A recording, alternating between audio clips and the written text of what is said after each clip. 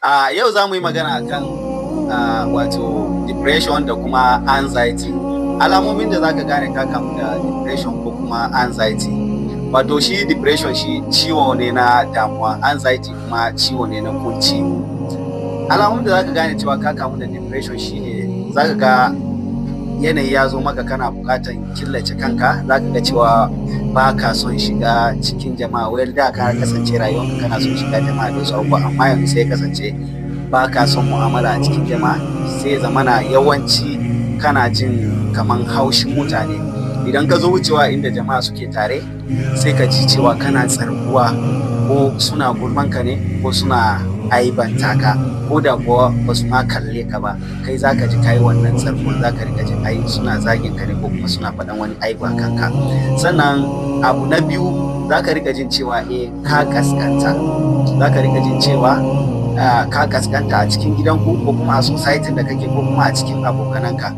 Za ka rika jin cewa ai kai yanzu mutane ma ba su kallon ka da daraja, saboda dama shi wannan ciwon mafi yawanci abin da yake kawo shi shine idan ka gagara cimma wani abun da kake so ka cimma a rayuwa, so yana daga cikin abin da yake kawo wannan ciwon depression ne.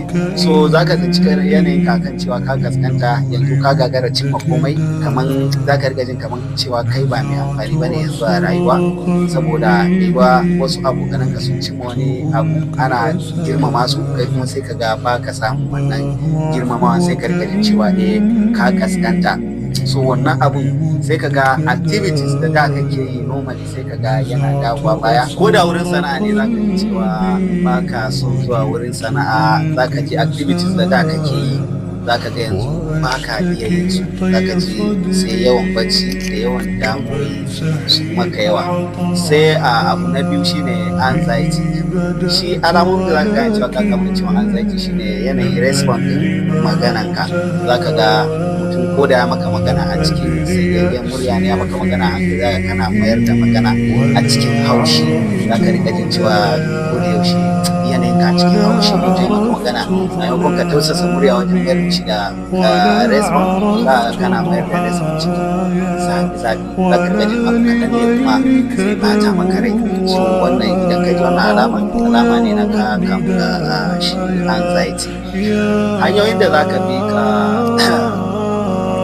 yi magani na misali shi depression, abu na farko shine ka yi imani da Allah, ka yi imani cewa komai dama rayuwar haka take, akwai lokacin kunci akwai lokacin farin ciki.